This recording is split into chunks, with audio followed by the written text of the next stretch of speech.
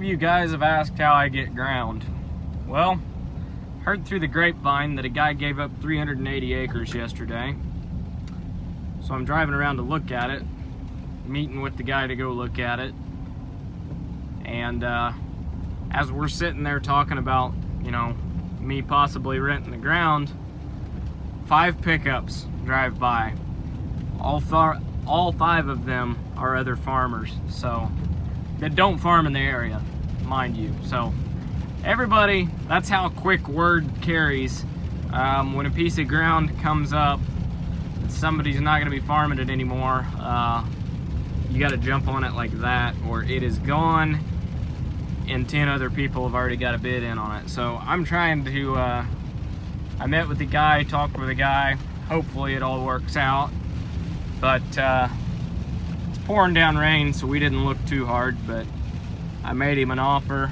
He said he's gonna meet with one other guy, get an offer from him, and we'll go from there. So if I get the ground, I get the ground. If I don't get the ground, I don't get it.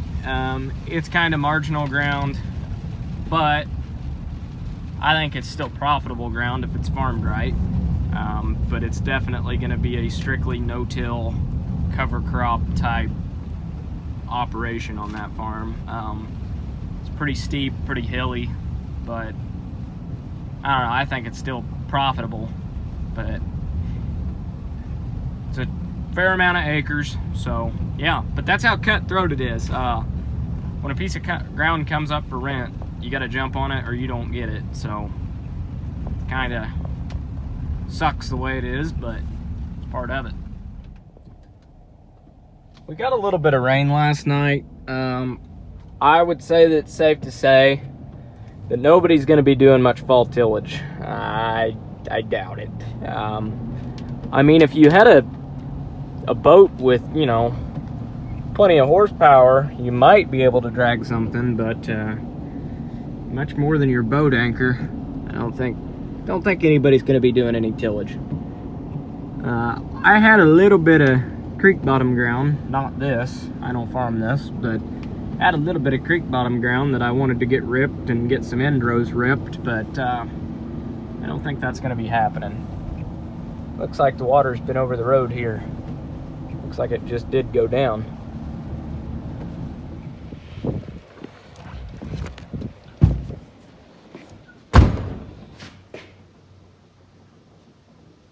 Well, that's new.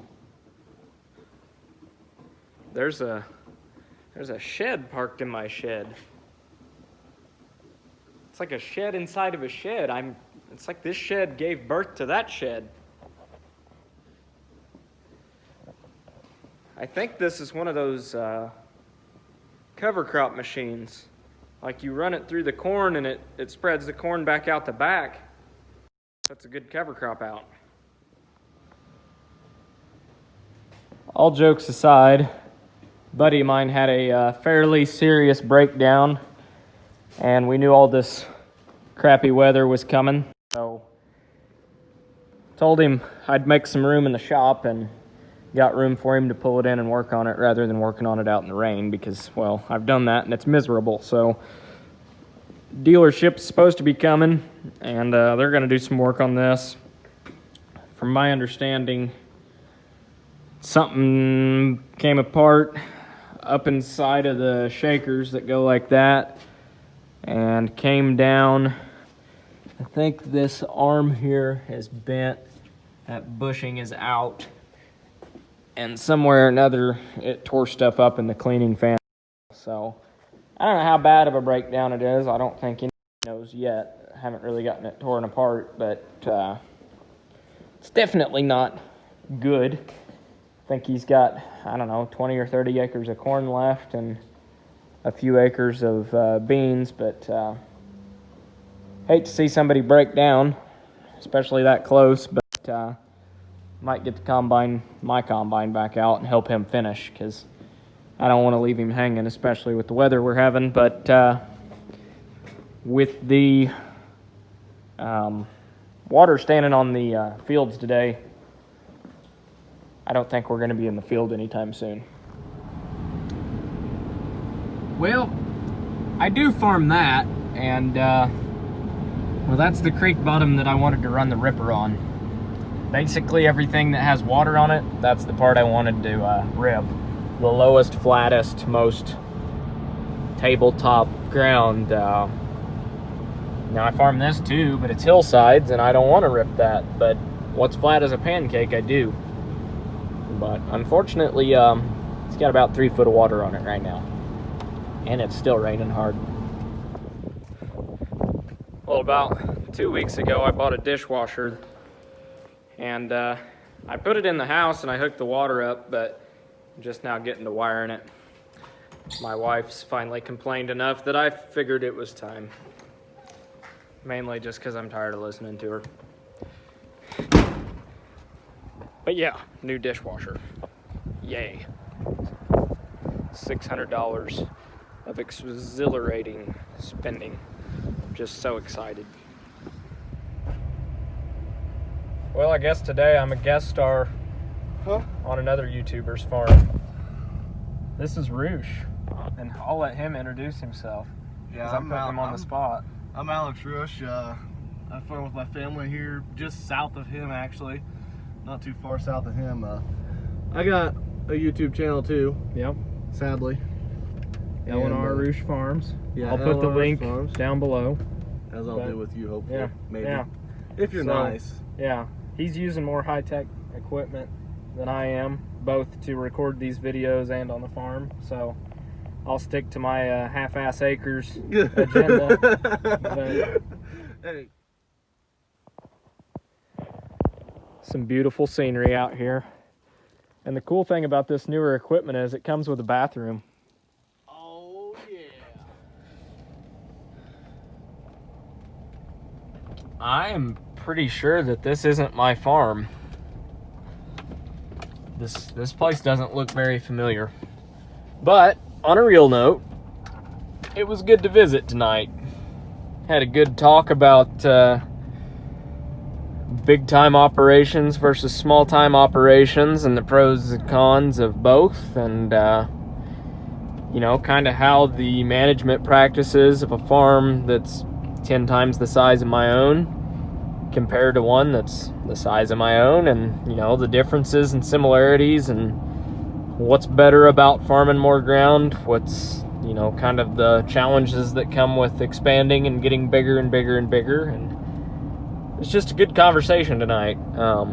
And you know, I'm not one of these guys that say, oh, you've got to farm X amount of acres to be a real farmer. I don't care if you farm 10 acres, 50 acres, or 5,000 acres. I mean, at the end of the day, we're all out to help feed the world and make money in the process, try and make a living out of it. So, you know, it doesn't really matter what size your operation is. We're all in it for the pretty much the same end goal. So, yeah, it was a good visit tonight.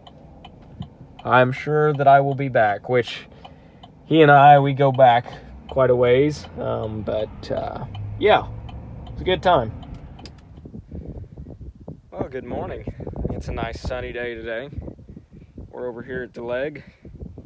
Gonna do some electrical work, replace a couple outlets, and put that bin motor back on. So, yeah, that's what I'm up to today. So I'll let you guys watch. So this bin fan kept kicking out. Got to looking at the plug-in. Something's missing there, and you can see it's all burnt and charred. So I'm gonna start with the outlet here. I think it might be bad. So I got a new outlet and got a new end for that cord as well. And if that doesn't fix it, we'll go looking at the breaker and see if it's an issue there. But I would say it's an issue with this outlet. So we're gonna start here first. I already got it pulled out. Just gotta take that wire off right there. Take that wire off right there, if the camera would focus, which is just 2 screws, and then stick that one back in. Pretty simple. So pulling the outlet apart here, there's a plug-in. It's not in the greatest shape, so I'm just gonna go ahead and cut that, and then we'll strip the wires back and put our new one on. It's nice and clean. go from there. I would say that's what's causing our issue. There's a lot of frayed wires and just gummed up looking stuff, and there was all kinds of crap stuck in there. I'd say it was shorting itself out, so we'll replace that, and I bet that solves our problem. Okay, so we got our new plug-in all nice and fresh on there. New outlet on. So I guess we'll put power to it and try it. Alright, well, I just went and kicked the breakers on, so here's the moment of truth. Will the fan run or not? Alright,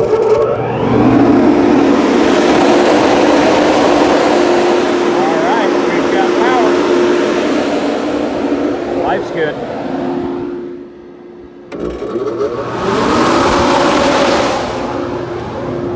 Fan number 2 on and 2 to go. Get everything airing this morning. It's nice and chilly this morning, but it's a nice clear day, so it'll be a good opportunity to get some of this corn cooled off, and or it will keep in the bin. We're supposed to stay pretty cold, so this is a good opportunity to get all these bins nice and chilled inside. This outlet over here isn't in much better shape. I'd say I'll be doing this one before too long as well, but for now it's running just fine. Old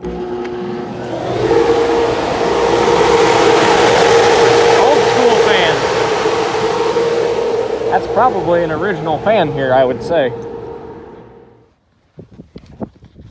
So I had taken this motor in to get worked on, and I had just replaced one of these starter capacitors, but I found out the reason it wasn't working is it's actually supposed to have 2, and it was missing this one completely. So they put a second one on it for me, and the wiring inside of here was awful jacked up, so I robbed some spare 10 or 12-2 wire out of the house that I had laying around and stuck that on here too. So got some new fresh wire, makes things look a little nicer.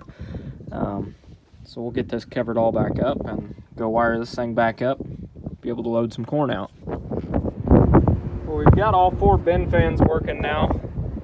I ran up here, tested all the bins. They're all under 15, so 2 of them still have a little heat in them, so I'm going to run the fans just to get them cool. But overall, the corn's fairly dry, so I shouldn't have too much to worry about. I've dried them all just using a fan so far, so that's been nice. Didn't have to spend any money on LP or gas, or no drying cost really, other than electricity to run fans, so can't beat that. But about got this old leg whipped into shape.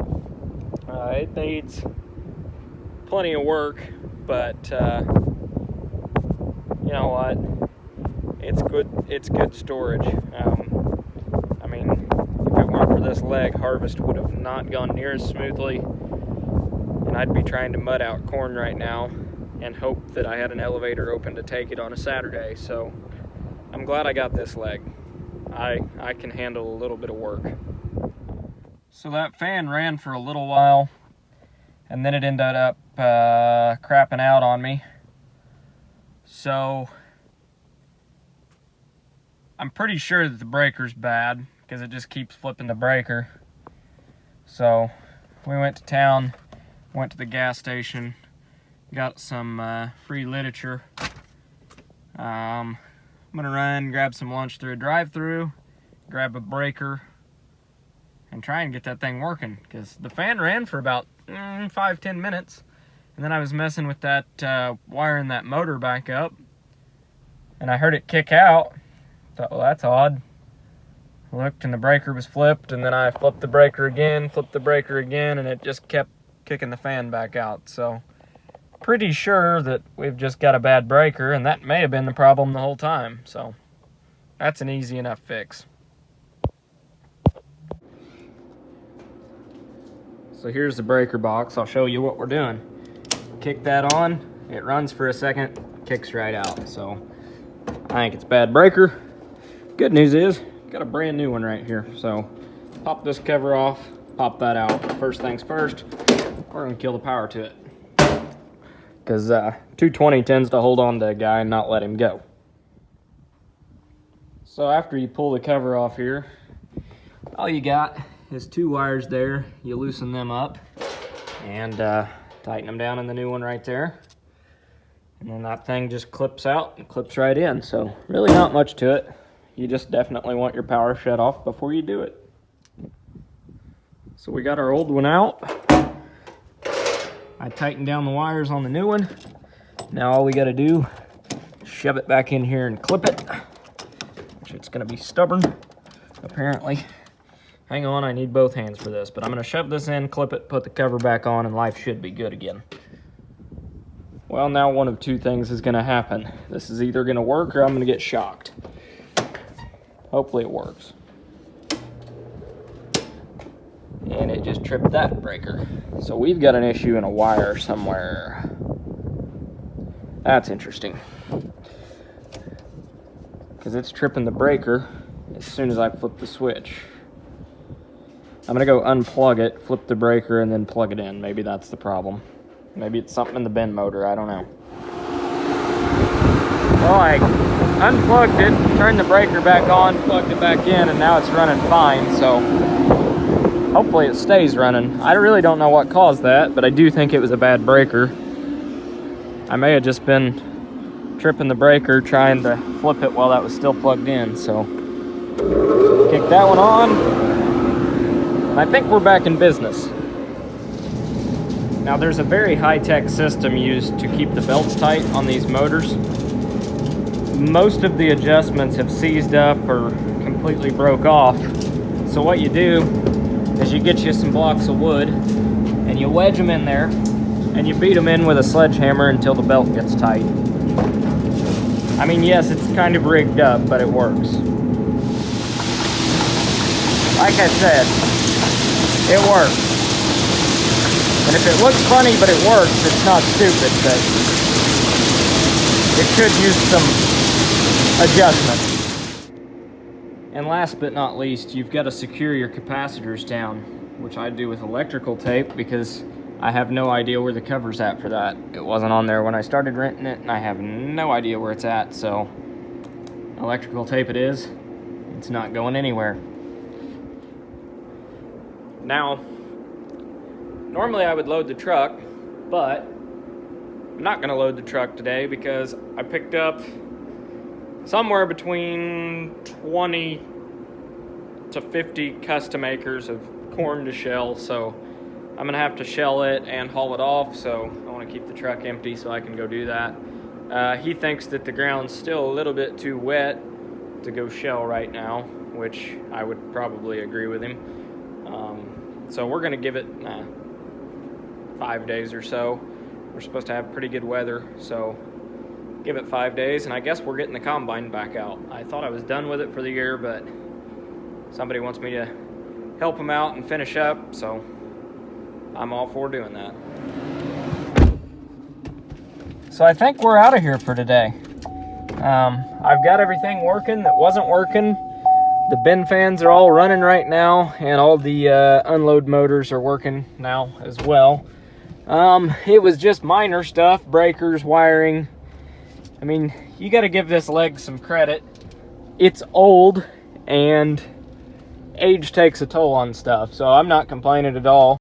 I mean, I'd hate to think how many thousands of bushels have been put through that thing over the years, so it's deserving of a little bit of work and a little TLC. I'll give it a little love.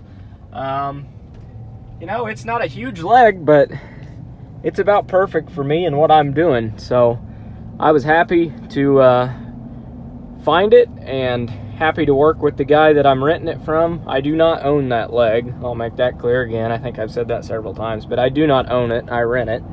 But the guy I'm renting it off of is super easy to work with, and he was happy to have somebody to rent it, and I was happy to rent it, so it works out good for both of us. So since it's getting late, and since it's getting muddy, I've got quite a few cover crops yet to put out, and I thought, well, it's too muddy to drag the drill, plus the drill's really slow. Well, I could broadcast it, but most spreader trucks aren't going to get across the field right now. It's muddy. So I got to thinking, what's lighter than a spreader truck that I could still get things broadcast with? I found just the thing. We've had this old pull-behind spreader for quite some time, and I thought, well shoot, I can just pull the thing with the Polaris, but I'm not going to have any way to know where I have and haven't driven. So I've got that easy guide system right here, and I thought, well, that just plugs into a cigarette lighter. That thing has a cigarette lighter, so we're gonna mount the globe on the top of this thing, get that thing mounted in there, and I've got the perfect way to go broadcast some cover crop seed and hardly leave a track doing it. All right, well, we've got power, we're plugged in. All we gotta do is mount the globe on top, which I'm probably just gonna super glue a small piece of metal to the roof, because that's just magnetic and I really don't want to drill any holes or anything. So I'll just glue a little thin piece of metal, stick that on top, and we'll be ready to spread cover crop. Once again, a little unconventional, but it works, and unconventional is kind of the name of the game and how I farm around here half the time. She's a unit. I might be spreading all my DAP and potash with it too. Just kidding, that would be an absolute nightmare. And the gleaner's still here too, which, as you can see, just does fit in the shed. But the case is the same way. But I think the parts came in for this, so I'd say they'll be here Monday to tear this thing apart and get it fixed and all back together, I think. It looks like he's got a leak down there too. But I'll take you up in the cab of this thing. I've ran this thing a little bit, but not a lot. I ran it some shelling corn, but he's got, we'll turn our radio off here. But the old ag leader system does have cameras on it, like mine does. It's got an acreage counter right there. You just set your cut width, and it's fairly accurate actually. That's a camera for the grain tank. But yeah, pretty much just like the case. You've got your hydrostat and your head up and down, and I mean, pretty much like any combine. So we've got a pretty high-tech system in the Polaris. Got our auto steer, well, not auto steer, but guidance system, and our precision high-tech spreader back there. So we're going to load it up with a precision seed tender, which consists of a 5-gallon bucket to scoop out what's left in the drill, but not before we unhook the gate. Well, I think that our gauge is set where I want it set, I think. And I think that it's spreading about 20 foot wide. So with a little bit of overlap, that's where I've got my, I set the GPS for 15 foot, or the guidance system, whatever you want to call it. Set it for 15 foot, so we'll get a little bit of an overlap. And we're gonna go spread some waterways. This thing works pretty good in here.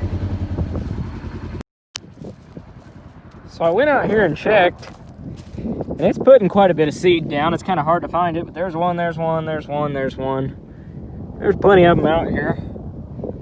I'd say it's plenty thick. Honestly, I think it's close to what it's set for.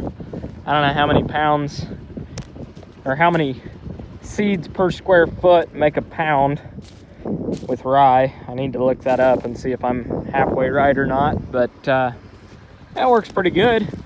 You can see the little GPS globe on top, and it's scratching and crawling right through the mud, so I guess we'll keep chugging along. Well, we got our waterways seeded that I wanted to get seeded, or at least the ones right here around the farm. I still got several more that I'd like to do, But hopefully it dries up enough that I can use this thing again.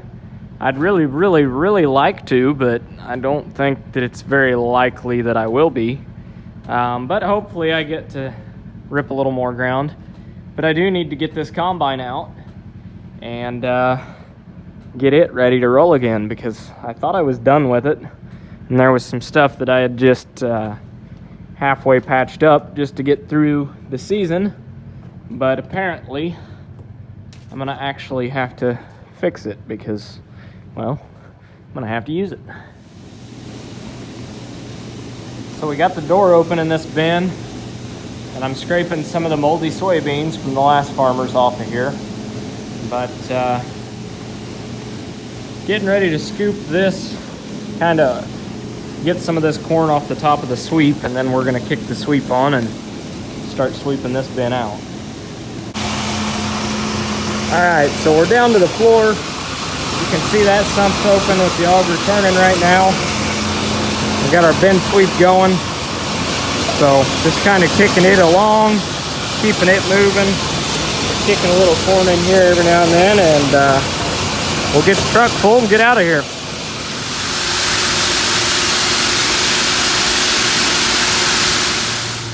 Hey everybody, it is me from the future, since I'm like 3 videos behind right now. But I'd like to thank everybody for 10,000 subscribers.